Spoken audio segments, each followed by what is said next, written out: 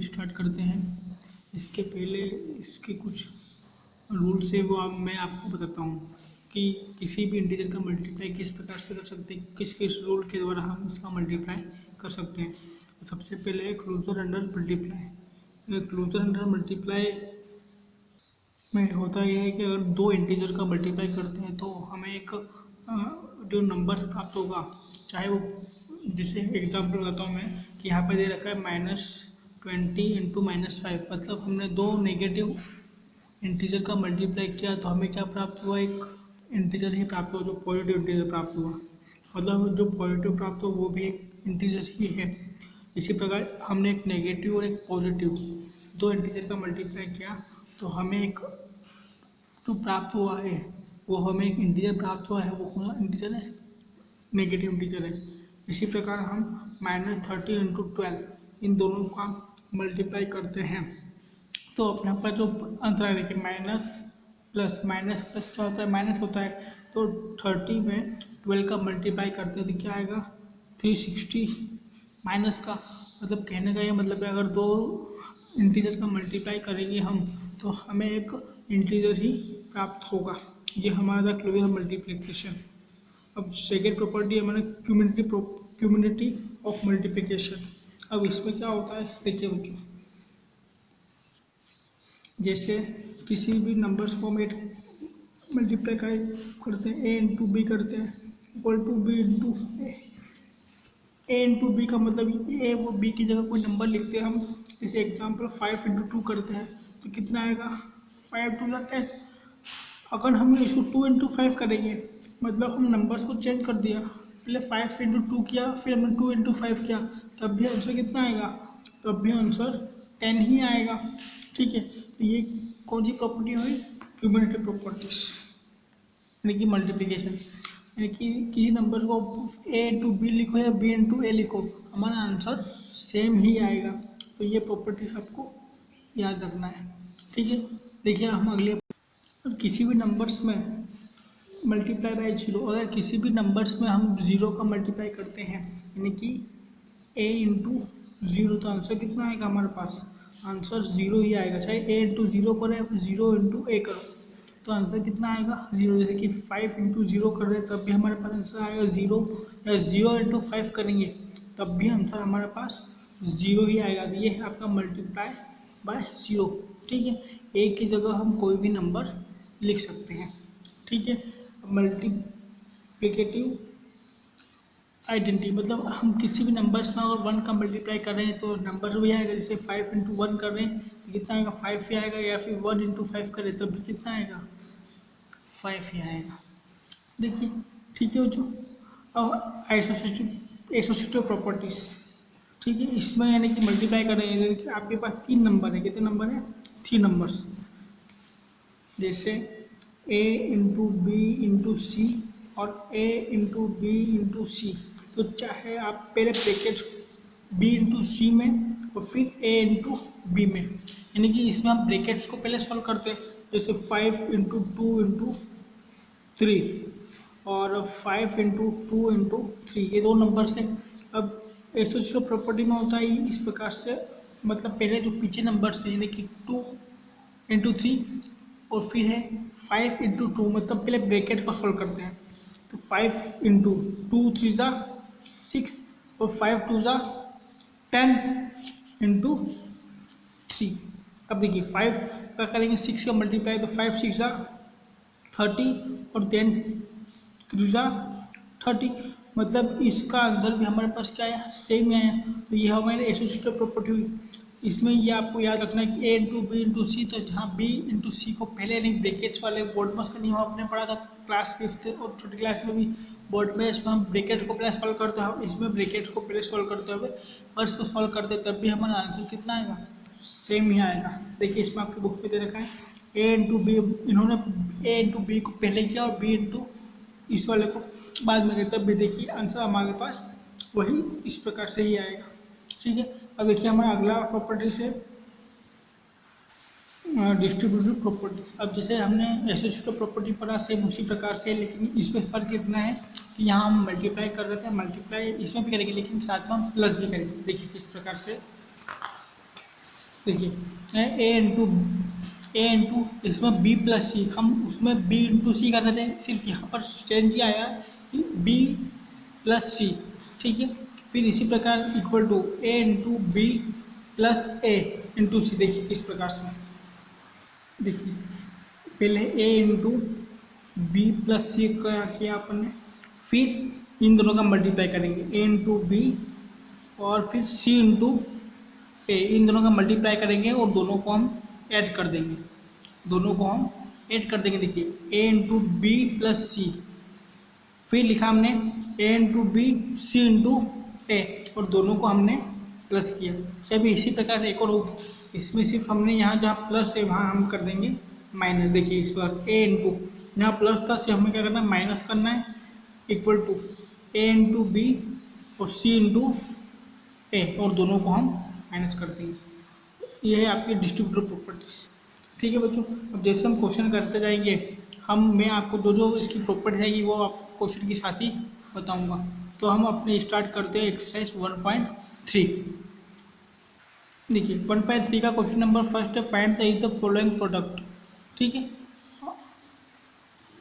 इसमें आपको इनका मल्टीप्लाई करना है, ठीक है बच्चों। देखिए 3 into minus one, 3 into minus one, 3 का मल्टीप्लाई हमें करना है -1 में, तो 3 वन ज़ा 3, 3 वन ज़ा 3 और माइनस है तो माइनस प्लस क्या होते हैं, माइनस होते हैं, तो कितना आएगा -3, 3 इंटू -1, तो 3 वन ज़ा 3 और -1, तो आपका आंसर आ गया माइनस। इसी प्रकार सेकेंड है, देखिए -1 इंटू 225, तो 225 में अगर 1 का मल्टीप्लाई करेंगे तब भी वही हमारे पास नंबर आएगा, सिर्फ माइनस एंड प्लस क्या होता है, माइनस होता है, तो आंसर हमारे पास माइनस आ जाएगा। अब देखिए माइनस माइनस क्या होगा, प्लस होगा, तो 21 में 30 का मल्टीप्लाई कर सकते हैं अपन। देखिए 21 में हम 30 का मल्टीप्लाई करते हैं, तो 0 का मल्टीप्लाई 1 में करेंगे 0, 0 का मल्टीप्लाई 2 में करेंगे 0, इंटू 3 का मल्टीप्लाई 1 में 3 वन ज़ा 3, 3 टू ज़ा 6, 0 3 6, यानी कि 21 में 30 का मल्टीप्लाई किया तो कितना है 360। अब माइनस माइनस प्लस होगा तो आंसर कितना आएगा, प्लस में आएगा। इसी प्रकार देखिए 316 में माइनस का और माइनस में, तो माइनस माइनस प्लस हो जाएगा, ठीक है बच्चों। ये जो मल्टीप्लाई है, ये सभी मल्टीप्लाई आपके लिए होमवर्क होगा, ठीक है। तो ये आपके लिए सभी मल्टीप्लाई होमवर्क रहेगा। हम आते हैं क्वेश्चन नंबर सेकेंड पे। हमारा क्वेश्चन नंबर सेकेंड है, वेरीफाई द फॉलोइंग, ठीक है। हमें इनको सॉल्व करना है, ठीक है। देखिए फर्स्ट है 18 इंटू ब्रैकेट में है 7 प्लस फिर अदर फिर ब्रैकेट है -3। देखिए 18 इंटू ब्रैकेट में 7 प्लस ब्रैकेट में -3 इक्वल टू फिर है ब्रैकेट में 18 इंटू 7, 18 इंटू 7 ब्रैकेट बंद है प्लस 18 इंटू ब्रैकेट में -3। देखिए ये हमने जो लास्ट प्रॉपर्टीज पढ़ी है, ये इस टाइप की प्रॉपर्टीज है। इन दोनों का मल्टीप्लाई हो रहा है, यानी कि ए इंटू बी और बी इंटू सी का मल्टीप्लाई और दोनों को ऐड कर रहे हैं, मतलब ये वाली प्रॉपर्टी डिस्ट्रीब्यूटिव प्रॉपर्टीज इस रूप में देखिए, ठीक है। तो इसमें करने के लिए हम सबसे पहले ब्रैकेट को सॉल्व करेंगे, ब्रैकेट वाले नंबर को सॉल्व करते हैं, उनको ब्रैकेट से बाहर लाएंगे और फिर बाहर लाने के बाद हम उसको पूरी तरह से सॉल्व करेंगे। या हम इसको पहले इसको सॉल्व कर सकते हैं और फिर इसको सॉल्व करते हैं, क्या दोनों इक्वल आते हैं। तो सबसे पहले हम लिखेंगे LHS पर, ठीक है।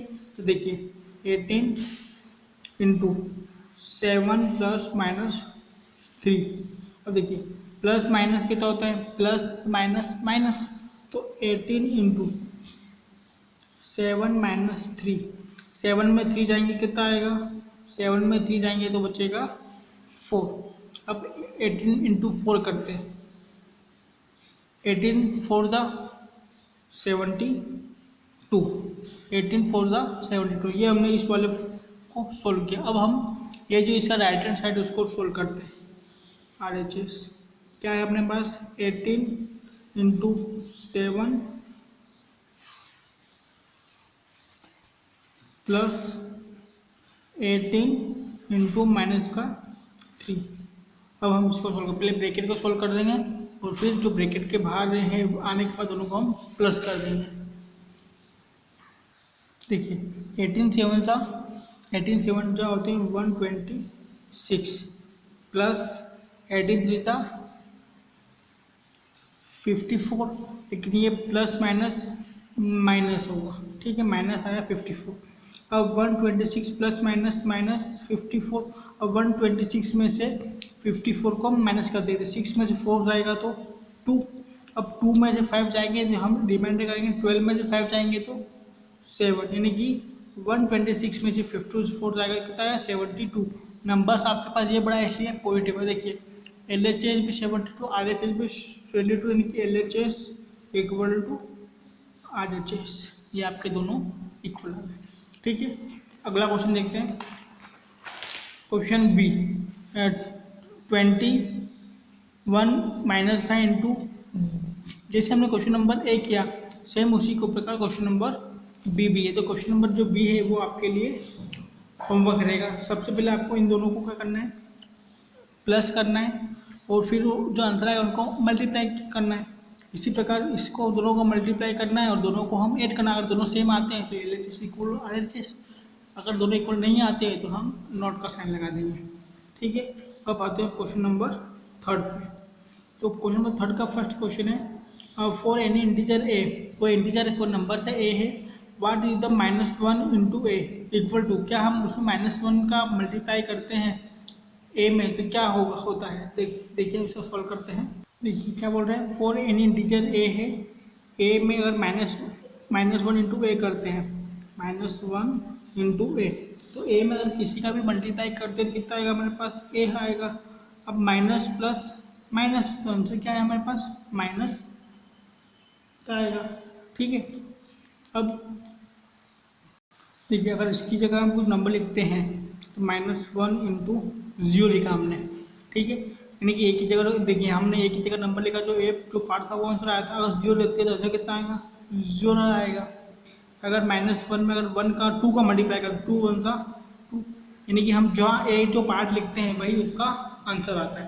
तो इसका सेकेंड पार्ट है, determine the integer whose product with -1 is, अगर हम किसी भी नंबर्स में अगर -1 का मल्टीप्लाई करते हैं, देखिए फर्स्ट है इसका 22, अगर इसमें -1 का मल्टीप्लाई करते हैं, देखिए माइनस माइनस प्लस होगा, माइनस माइनस प्लस, और 22 में 1 का मल्टीप्लाई करते हैं कितना आएगा 22 ही आएगा। तो यानी कि किसी में भी हम अगर -1 का मल्टीप्लाई करते हैं तो वही नंबर आएगा। देखिए सेकेंड इसका 37 इंटू -1 प्लस माइनस माइनस, 37 में 1 का मल्टीप्लाई करेंगे तो 37 ही आता है, ठीक है। ये अगर 0 का मल्टीप्लाई करेंगे अगर 1 में तो कितना आंसर आएगा हमारे पास 0 आएगा, ठीक है। ये आपका क्वेश्चन नंबर थर्ड है। अब हम आते हैं क्वेश्चन नंबर फोर्थ पे। स्टार्टिंग फ्रॉम -1 इंटू 5, हमें स्टार्ट से करना है -1 इंटू 5 से स्टार्ट करना है। Right various product showing some pattern to show -1 into -1 equal to 1, मतलब हमें -1 इंटू 5 से स्टार्ट करना है और एंड का करना है -1 इंटू -1, ठीक है बच्चों। अब देखिए 5 है तो 5 -1 कितना आएगा, मैंने इंटीजर बताया था 5 4 3 2 1 फिर 0, फिर हमारे पास कितना आएगा -1 आता है। देखिए इंटीजर होते हैं इधर 0, इधर पॉजिटिव इंटीजर होते हैं, इधर नेगेटिव इंटीजर होते हैं। देखिए जैसे यहाँ पे आपको कितना है 5 है, यहाँ आपका 5 है, 5 के बाद 4 3 2 1 0, और फिर आएगा आपके पास -1, ठीक है। तो लास्ट में क्या बोल रहे हैं, हमें -1 इंटू 5 से स्टार्ट करना है और हमें लाना है क्या है -1, नहीं ये माइनस तो आपको दे देगा, आपको इसकी 5 की जगह क्या लाना है -1, तब तक मल्टीप्लाई करना जब तक -1 नहीं आएगा।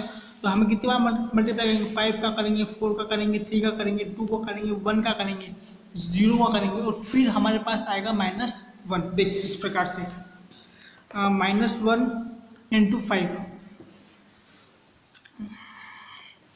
-1 इंटू 5 से स्टार्ट किया, तो माइनस इंटू 5 के बाद 5 का करा तो कितना है -5, फिर 4 का करा हमने -1 में, फिर 3 का करा, फिर हमने 2 का करा, फिर हमने 1 का करा, और फिर हमने कितना करा 0, और 0 के बाद आया हमारे पास -1, यानी कि हमें -1 इंटू माइनस करा तो कितना आया 1 आया। और यही हमें इसी पैटर्न में लिखते हुए हमने -1 इंटू 1 को शो कर दिया, ठीक है बच्चों।